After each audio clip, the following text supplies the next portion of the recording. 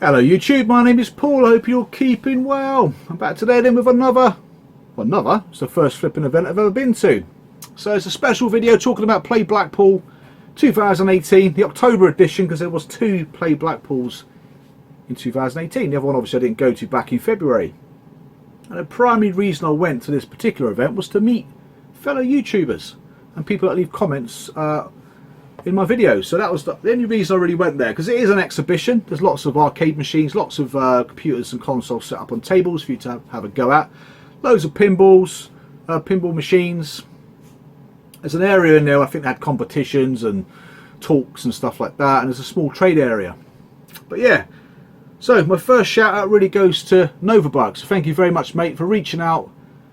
I did say reaching out, yeah, reaching out to me and then recommending that we go up together in the car, because obviously we both live in the same town, for those who didn't know, and it's a good sort of 7 to 9 hour drive to Blackpool from where we live in Cornwall. And it makes sense as well, because obviously we save quite a considerable amount of money on petrol.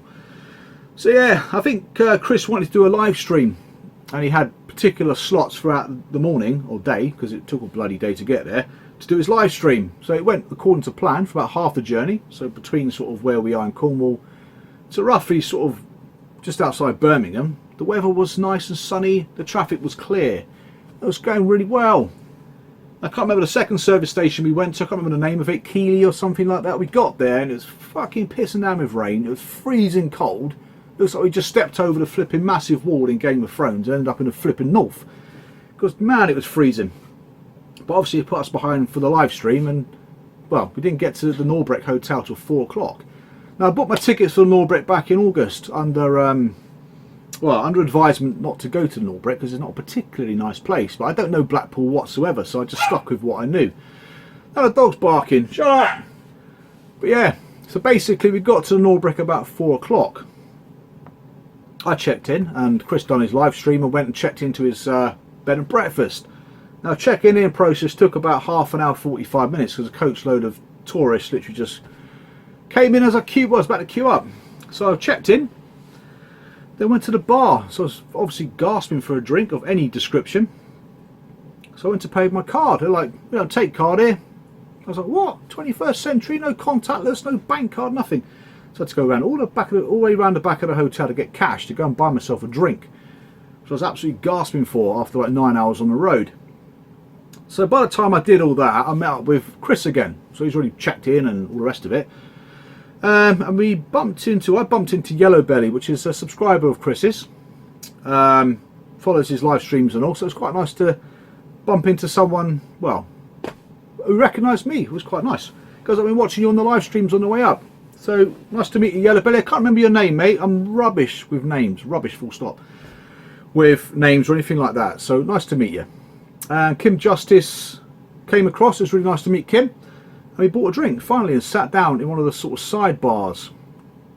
Who else turned up? I'm trying to think. I don't want to forget names, but I'm guaranteed I'm going to forget names anyway. But yeah, Steve from Retro Unlin, he was there.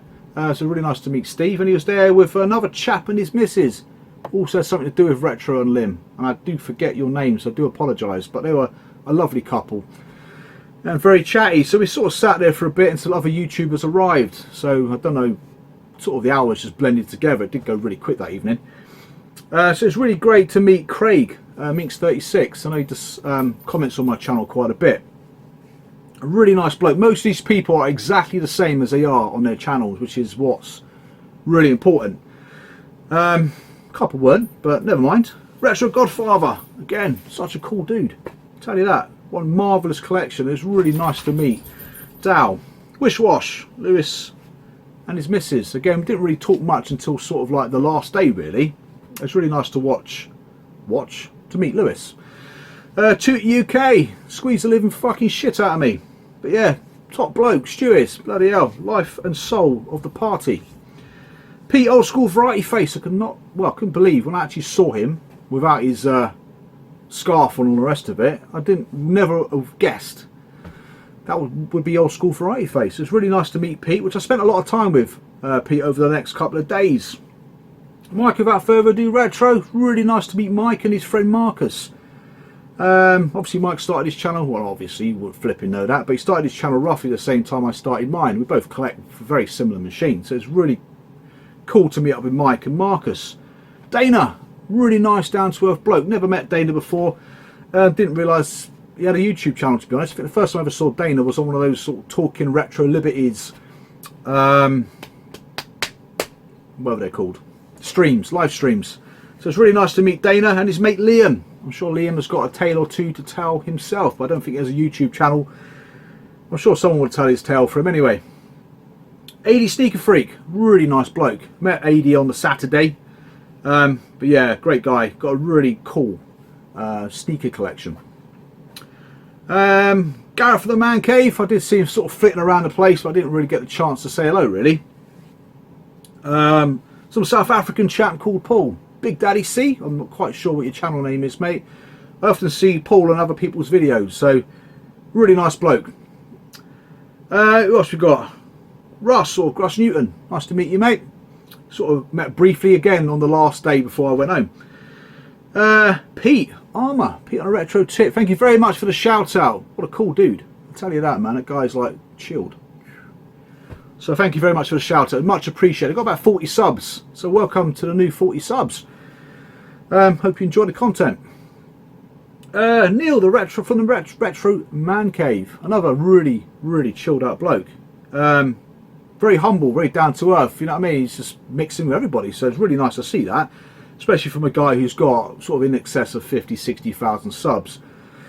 So no airs and graces about Neil, really nice bloke. Sort of spoke for a little bit just how he got into what he does. I always thought that was kind of like his job or something, but yeah, he's such a perfectionist with his restorations. But yeah, really nice to meet Neil. There are others, I'm sure there are others that might spring to mind later on. But yeah, as Friday night sort of progressed really, people got sort of a bit louder and the bags came out of all the games that people were trading, which was nice to see. Pete was trying to give a load of PlayStation 2 games away. Mike was there with a bag of games. But yeah, it was really nice just to chat and to chill out. It was a lovely evening, and it was kind of all I'd hoped it to be completely honest. But yeah, so I went to bed. So what I did before when I booked into my room, I left my windows open. Now don't ever do that on the seafront when it's like 0 degrees. Because when I actually went to bed, obviously a bit pissed, it was flipping freezing cold. And bearing in mind when you've had a few drinks, you don't really notice the cold. So I got into bed and had the shittest sleep ever, literally the freezing cold.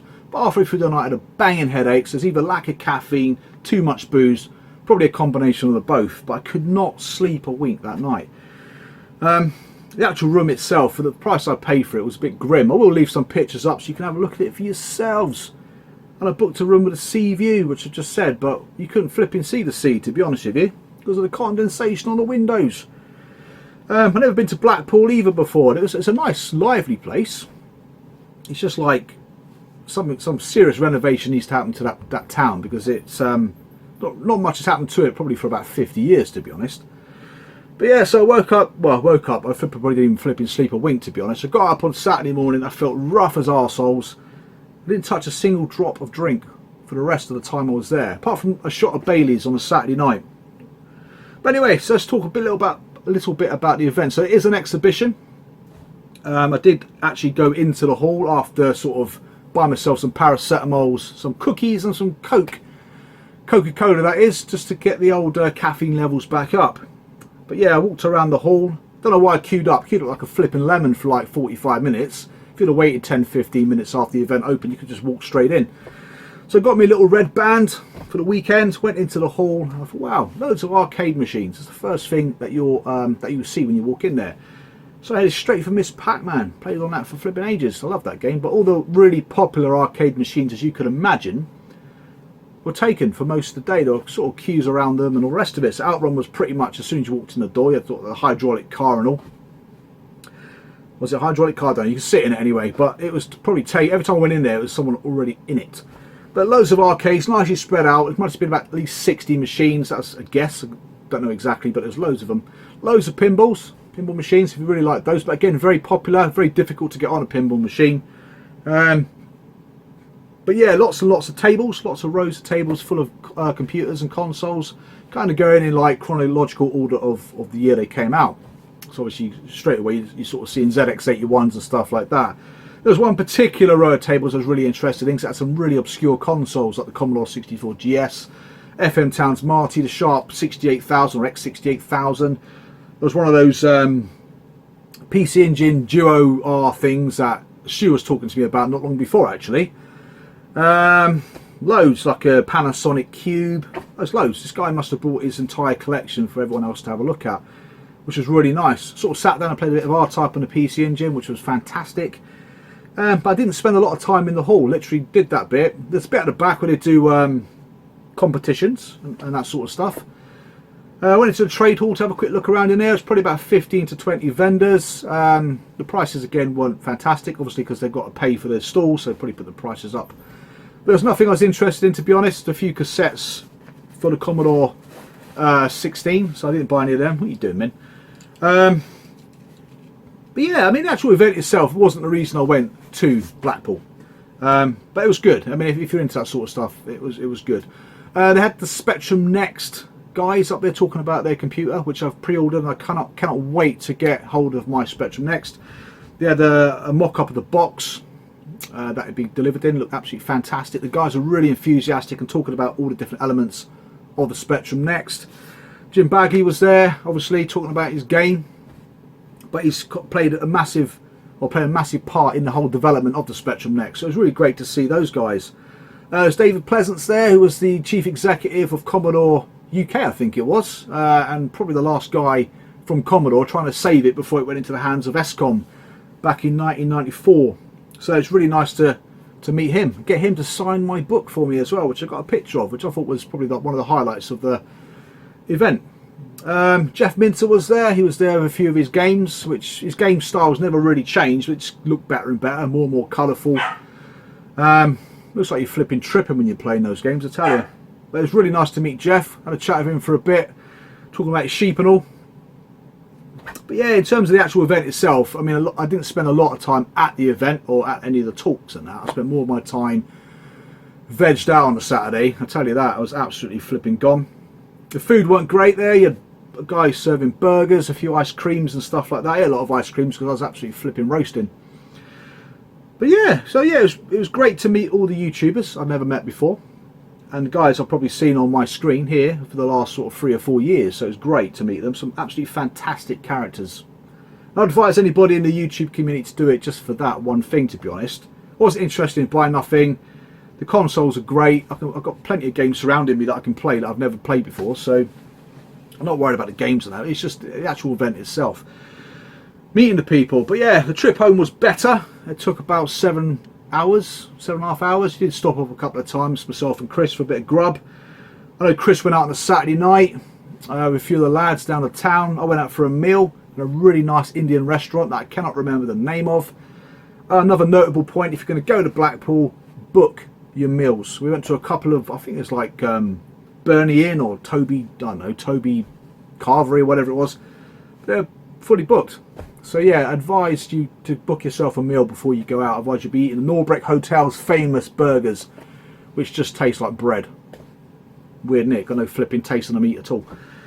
But that's pretty much it in a nutshell, really. Because like I said, Saturday I just spent the day vegged out. Sunday we went home about midday, and the journey home was a lot better, a lot clearer. Just bottlenecked a little bit around sort of between Manchester and Birmingham a little bit on that good old M6. But that's it. I thought I'd just do a quick overview, really.